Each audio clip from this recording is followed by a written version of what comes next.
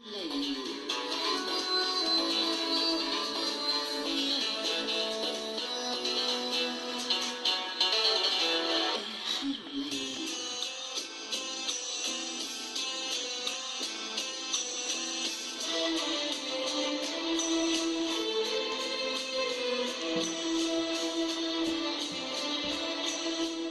تطلبي مني حساب حياتي، إن الحديث يطول يا مولاتي. كل العصور أنا بها، فكأنما عمري ملايين من السنوات. تعبت من السفر الطويل حقائبي، وتعبت من خيري وغزواتي. مرحبا أصدقائي المستمعين، على إيقاع كلمات نزار قباني أقول لكم ليلة سعيدة في آخر الليل. في هذه الحلقة يسعدني استضافة الشاعرة والكاتبة الصحفية يسرا بن جمعة، صاحبة حديقة ياسمين والأحلى لم يأتي بعد. سنتحدث عن المجموعة الشعرية الجديدة ونسمع منها أحلى القصائد. ترافقني في الهندسة الإذاعية والإخراج الزميلة سلوى الحشيشة. أنا مصدح إذاعة صفاقس فيصل القاسم أتحدى العالم.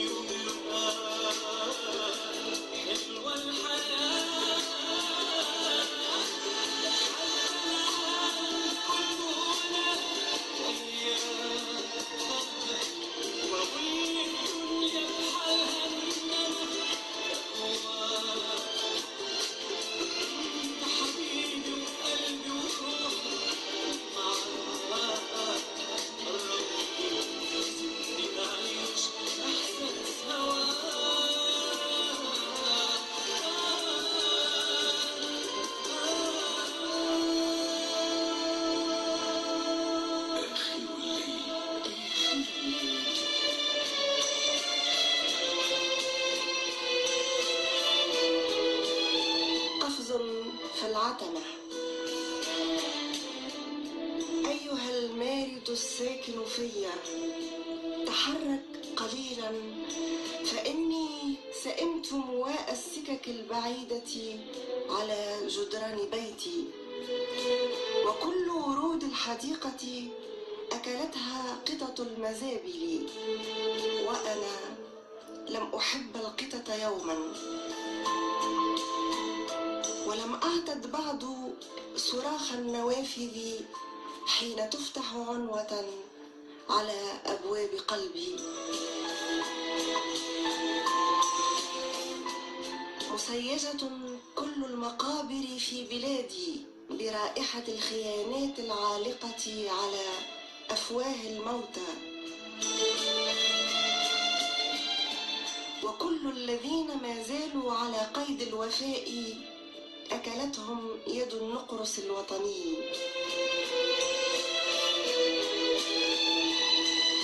كيف لجسد العاري أن يهرب من خطايا الثياب، وهذا القماش المزركش بالعار والذي جاءت به انتخابات نزيهة لا يكفي مترا واحدا من ولعي بالبياض. كيف لهذا الصباح المدرج بالعتمة أن يوزع هداياه بالتساوي على أطفال فقراء إلا من الهزيمة الوطنية.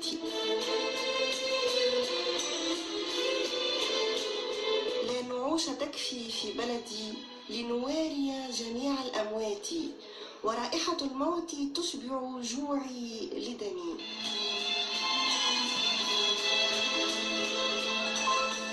كيف لقلبي المسجى كميت هلع أن يتصدى لكل هذا الهراء، وسكينة الآخرة تغريني بالرحيل باكرا دون حقيبة ملونة ودون جواز سفر حلال.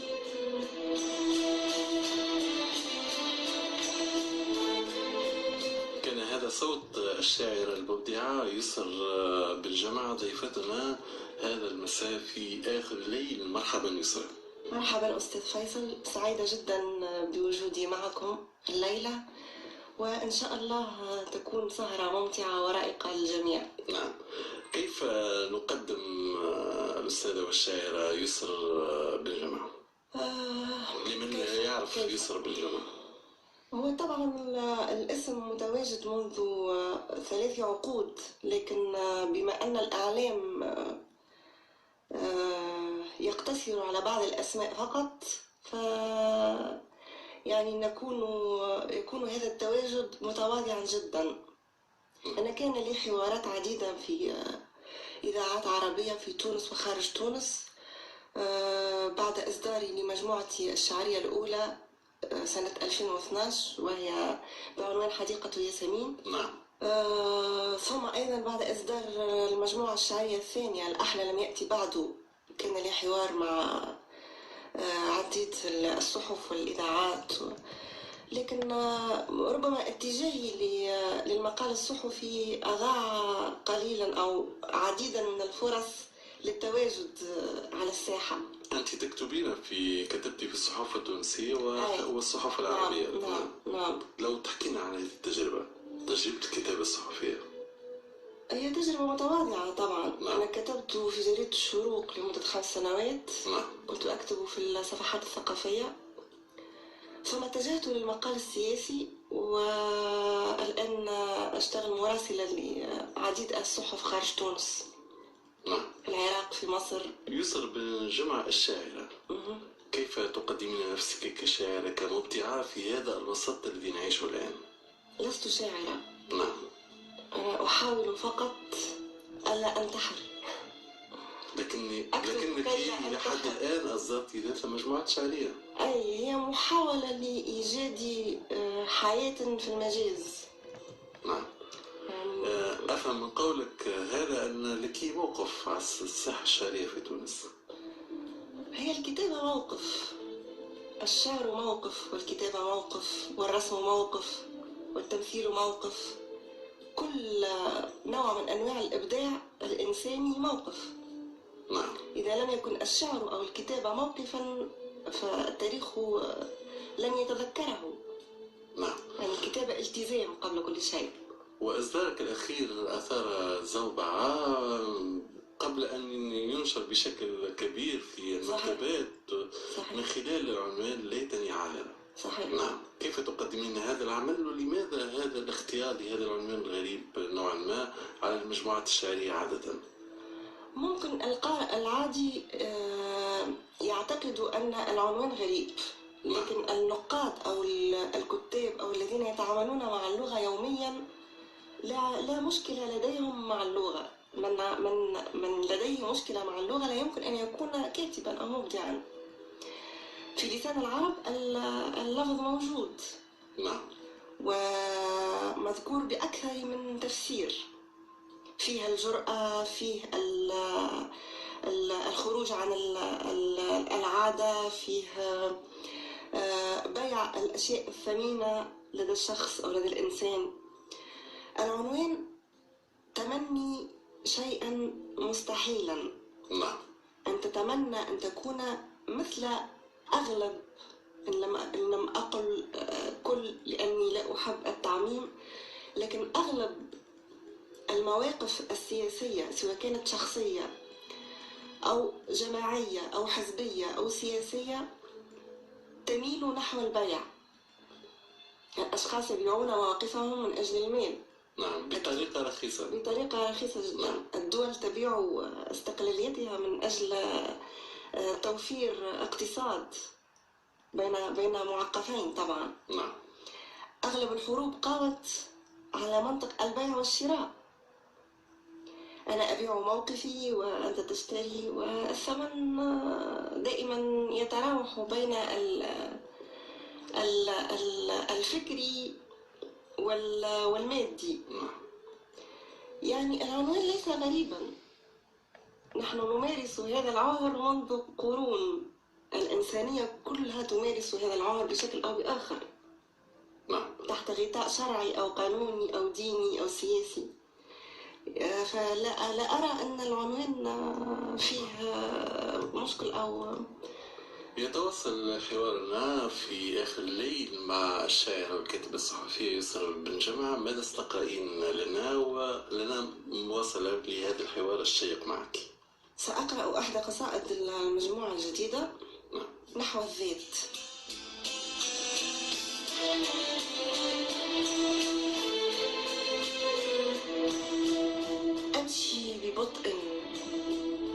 أمشي ببطء نحو حلمي، لا أخاف صمت الميتين. أقول للفجر الخجول كن متأنيا وأنت تأخذني إليها. هي لا تريد غيري وأنا لا أحبها وحيدة. لا أحبها وحيدة هذه الليلة. فكن عادلا في قسوتك ولا تنسى التيمم بروحي، علك تتساوى معها وأنت تصلي لرب المقبرة.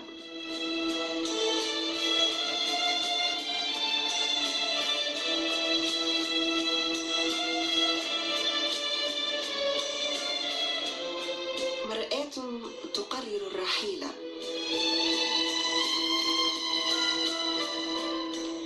كان يمكن أن أكون هنا حين سقطت المرآة تحت قدمي الثابتتين، وهي تبكي أجزائها المرهقة أكثر مني.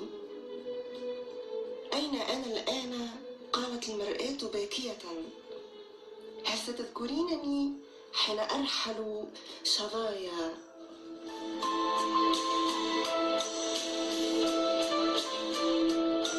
أم أن الحزن الذي وحدنا يجعلني أقرب من ساقية مهجورة أحبها النسيان؟ كيف يمكن أن أكون هنا وأنت التي وزعت دمي على قبائل الوقت دون تسوية للجرح؟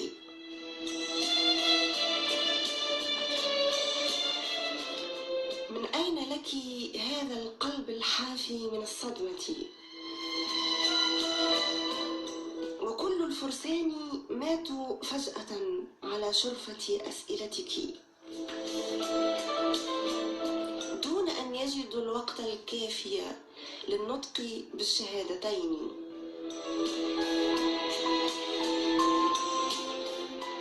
أنا لن أكون هنا أيضا حين ترحلين. سأسبقك لعالم تستوي فيه الاختلافات جميعا ولن أقتلك. لن أقتلك حتى لو استجديتني. هذه الضحكة الناقصة لن تكون جواز سفري إلى الغد، فاهنئي بها.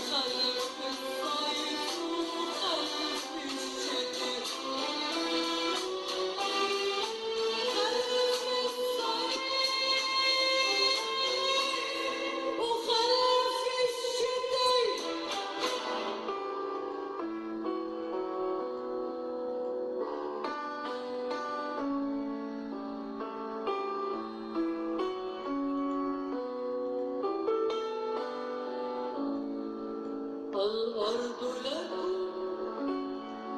فالأرض تبتهج بملامسة أقدامكم العارية، والأرض لكم وشعوركم مسترسلة تطوف إليها والأرض لكم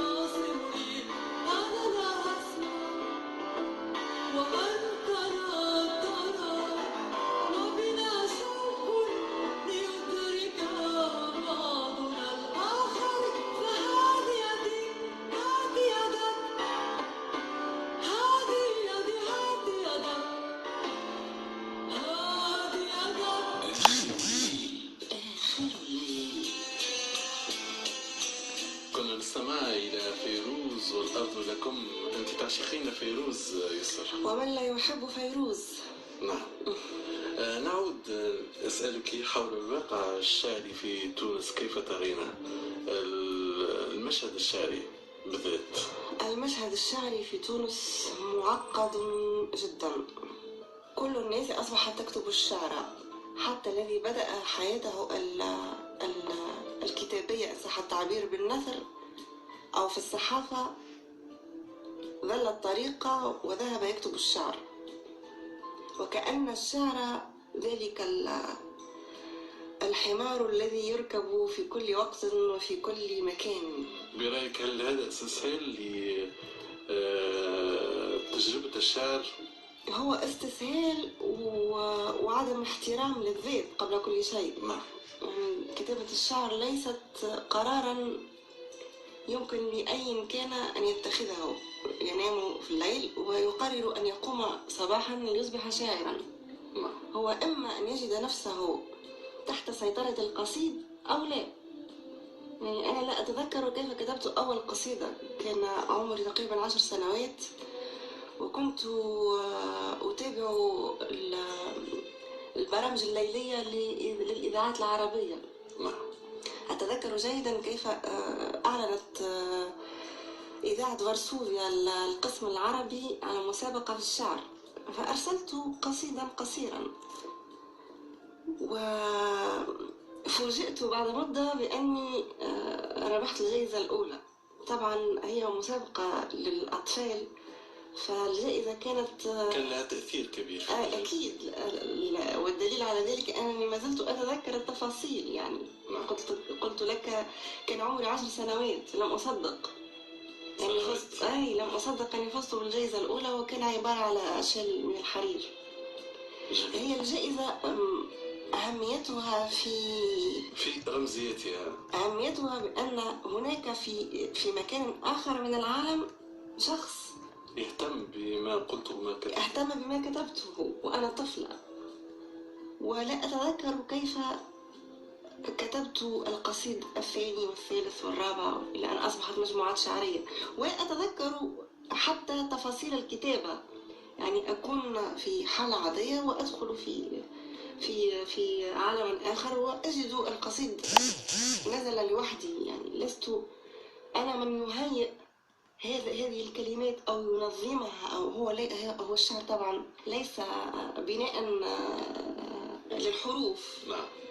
هو معنى، هو محاولة لإيجاد سكن آخر، وليس كل الناس قادرين على ذلك. نعم. نحن في 2016.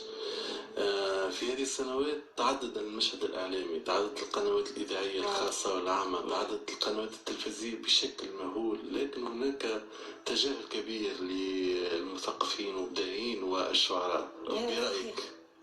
هذا صحيح. نعم. مثلا أنا تجربتي الشخصية خرجت بملحوظتين. الأولى أن القنوات والإذاعات والصحف العربية خارج تونس تهتم بالإبداع وبالمبدعين أكثر من الصحف والإذاعات والقنوات في تونس، وخاصة هذه ال5 سنوات الأخيرة. لست أدري هل الناس على وعي ودراية بما يحدث أو لا، وصعب جدا أن نتخيل الجيل القادم كيف ستكون ملامحه الثقافية.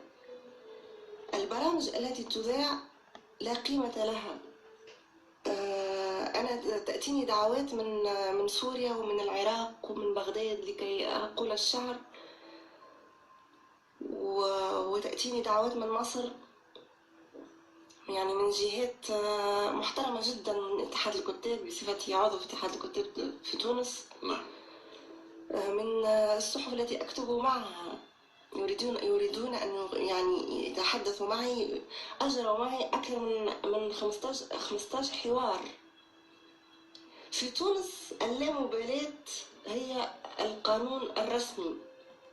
طبعا هذا لا يمكن أن يكون عفويا، يعني أعتقد أنها سياسة متوخاة ومملة من طرف المسؤولين. لا يمكن أن أعتقد أنه لا يمكن مثلا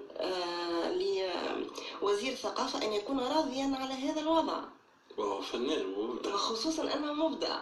أنا أعرف أنه مبدع، لا أعتقد أنه راض على هذا الوضع.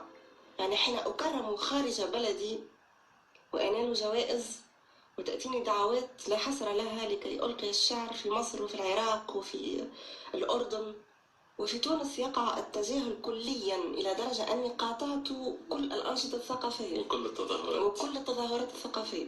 نعم. نواصل حوارنا يسر بقراءة أخرى لقصيدة من قصائدك. نعم.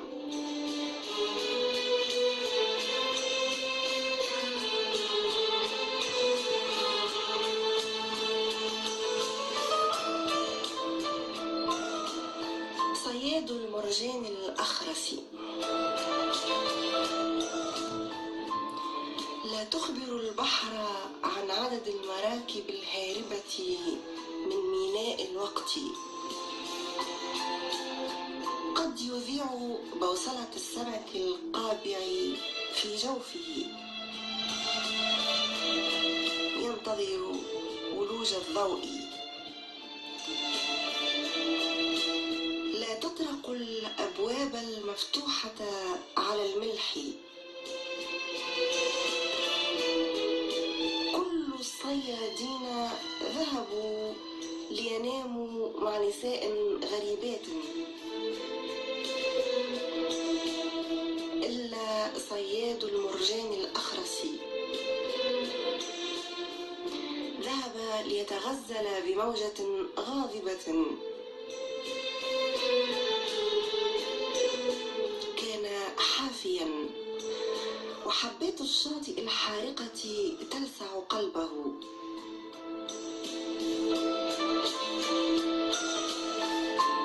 لم يتعلم بعد كيف يسلم من حرقة الذكريات العارية ولا من سكينة الوجع المكتمل.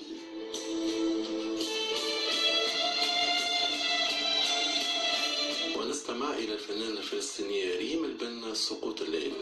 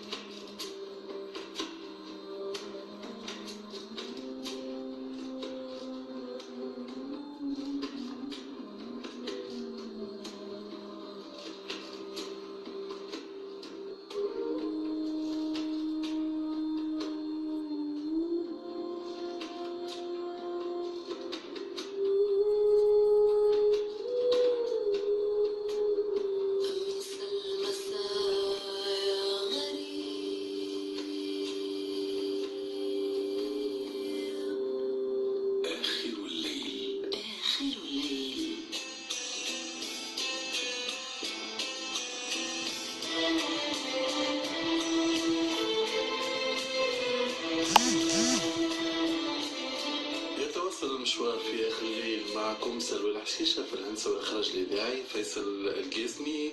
ضيفتنا هذا المساء الكاتبة الصحفية والشاعرة المبدعة الأستاذة يسرى بن جمعة. يسر، بمن تأثرت من المبدعين من جيل العمالقة من الشعراء والأدباء؟ أنا كنت أقرأ تقريبا كل شيء، لكن لا أنسى كيف دهشت حين قرأت لأبي الطيب المتنبي، وحين كبرت قليلا قرأت طبعا نزار قباني، محمود درويش، وأشعر أني تأثرت كثيرا بمحمود درويش، أشعر ذلك لدرجة أني أجريت معه حوارا مرة في آخر زيارة لي في تونس المسرح البلدي، وقت أنا أشتغل في جريدة الشروق، وسألته كيف يمكن لأي كاتب مبتدئ أن يكتب بتلك السلاسة التي يكتب بها درويش، فضحك وقال لي: اكتب يا صغيرة. يعني بالنسبة له بأنه لا يعرف أني أكتب الشعر، هو يعرف أني صحفية فقط، يعني أتيت لإجراء حوار. قام بتشجيعك من حيث لا يدري. دون أن يدري. وهناك بعض الكلمات في قصائدي الأولى بعدين يعني لاحظت أني أخذتها بدون أن أشعر من كتابة درويش، وطبعا حذفتها. يعني لا ينفع أن نكتب شيئا ونأخذ، يعني ننسخ شيئا حتى لو بقي في الذاكرة، حتى لو ذلك ليس متعمدا، لكن لا ينفع. حذفت كثيرا من ليس قصائد ولكن أبيات. يعني وجدت أنني تأثرت كثيرا بمحمود درويش، ابتعدت قليلا عن درويش وأصبحت يعني أقرأ لغيره متعمدة لكي أخرج قليلا من جبة درويش. برأيك محمود درويش الشاعر المبدع الذي لم يتكرر، هل أخذ حقه وهو حي؟ طبعا، لأسباب سياسية ولأنني أحترم الرجل لن أذكرها، لكن درويش أخذ حظه كثيرا، يعني كل العالم يعرف محمود درويش. لكن لازلنا نكتشف من خلال قراءاتنا المتكررة لأعمالي أن هناك شيء آخر لمحمود درويش. هناك أعمال لم تكتشف سابقة لعصرها. نعم، وهناك أعمال لمحمود درويش لم تكتشف إلى حد الآن. صحيح. وهناك تسجيلات كذلك لم تكتشف. صحيح. وهي تجربة فريدة من نوعها. صحيح. هو محمود درويش صعب أن يتكرر، صعب بتركيبته النفسية والظروف التي عاصرها وجبة القضية الفلسطينية، يعني صعب أن يتكرر شاعر مثل محمود درويش. نعم. لكن الأسماء المحترمة جدا موجودة. مظفر النواب أحترمه جدا، خصوصا حين كتب باللهجة العراقية، ليس بالفصحى، باللهجة العراقية. نتمنى له الشفاء، وهو الآن موجود في بيروت في حالة يرثى لها. دائما نهاية أي رجل شجاع تكون محزنة للأسف. نعم، كما كاتب في روايته الشهيرة نهاية رجل شجاع. صحيح. نعم. أمل دنقل مثلا الأسمر، رائع هذا الرجل، هذا الفتى رائع. يعني لا يمكن لشخص يحب الشعر أو يعيش الشعر ولا يحب أمل دنقل. أحمد مطر، الشعر الفلسطيني. نعم. ثم هناك هذه الموجة الجديدة نوعا ما، يعني الحديثة التي ظهرت في إطار ما يسمى بما بعد الحداثة، يعني قصيدة النثر والثورة التي قامت بها على المستوى الأدبي وخصوصا في كتابة الشعر. أنسي الحاج كتاباته رائعة، لا أقدر أن أصنفها، لست ناقدا، ولكن كتاباته رائعة. نعم، تجربة فريدة من نوع الشعر اللبناني. أنسي الحاج صحيح. رائع. أنا قرأت وكذلك كل ما تجاربه تكاد تكتشف من حين إلى آخر من خلال الأعمال الموسيقية وغيرها. صحيح. محمد الموغوط طبعا لا يمكن أن ننساه، الكاتب المسرحي، كاتب صحفي والشاعر ورائع وشاعر. نعم، لا يتكرر كذلك محمد الموغوط. صحيح. والدليل على ذلك بعد رحيل الموغوط دريد الحام نشاهد له مسرح على الرقح. صحيح. محمد الموغوط أيضا لن يتكرر، يعني قلم جميل جدا. يعبر عن الآلام بضحكة تلقائية. قصيدة تمنيت لو كنت أنت صاحبتها. أحب كثيرا شعر المتنبي. كنت أتمنى، ممكن لأني أحب القصيد العمودي كثيرا، وأول ما بدأت أكتب كتبت العمودي وبعدين كتبت شعر التفعيلة، والآن المجموعة الشعرية الثالثة كلها قصائد نثرية. لكن تمنيت لو كنت كتبت قليلا مما كتب المتنبي، وهو سابق عصري يعني. طيب نعم. صحيح. قصيدة أخرى نستمعها إلى يسر بن جمعة، دائما في المجموعة الشعرية الجديدة. نعم.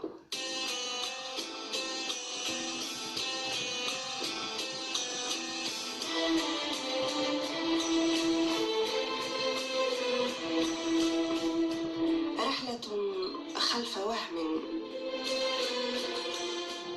من أين أبدأ وكل الشوارع لقلبك مغلقة،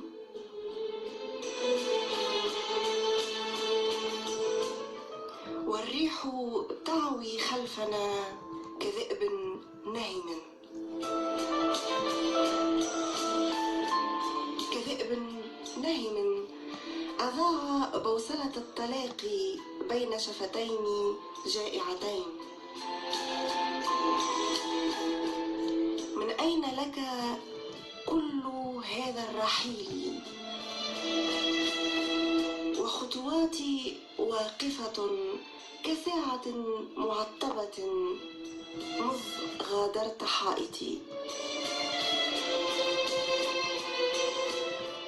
من أين يأتي المساء وكل الحمام مسافر في البياض، وأوراقي ألقيتها على أسفلت الحنين دون حروف،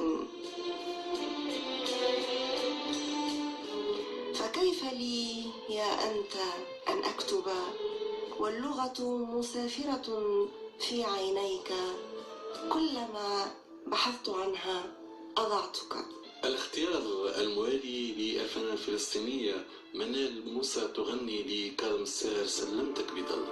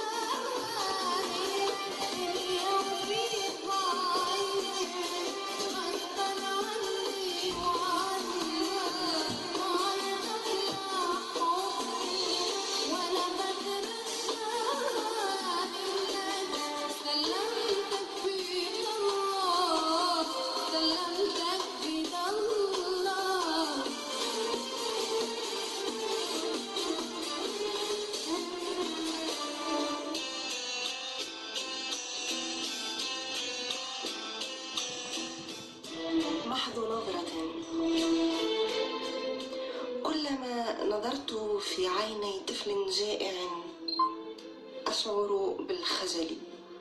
تحرقني نظرته الهادئة لحكام يتقاتلون على الكراسي، ويقتلني صمته وهو يبتسم لألمهم.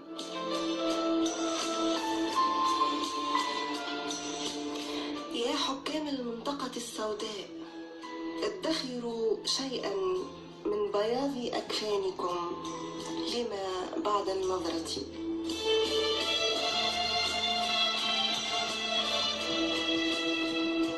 علمونا في المدارس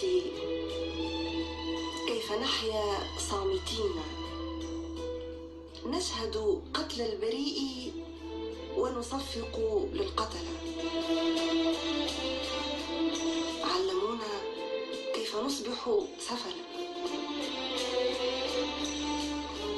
نقبل أن يحكمنا من يعاني من التبول اللا إرادي، ونقيم الاحتفالات للفاشلين.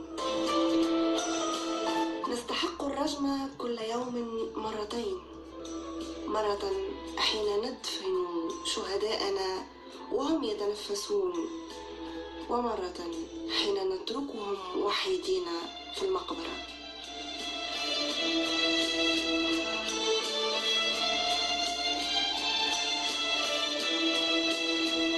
سأكون سعيدة.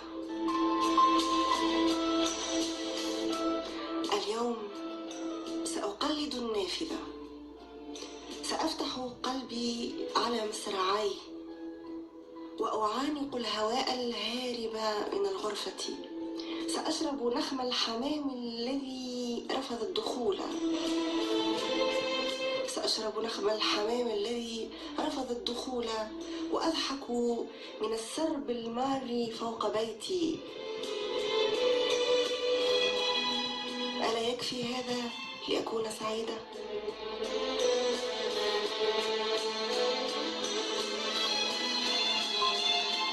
هكذا وصلنا لنهاية المشوار في آخر الليل. شكرا لك أستاذة يسر بن جمعة. شكرا أستاذ فيصل، كنت سعيدة جدا. ولنا لقاء ثاني إن شاء الله في جزء ثاني معك حول الشعر وتجربة القصائد إن شاء الله. إن شاء الله. شكرا زميلتنا المهندسة والمخرجة سلوى الحشيشة. كان معكم فيصل القاسمي. ألتقيكم في حلقات قادمة. الاختيار الأخير في هذه حلقة من آخر الليل تسجيل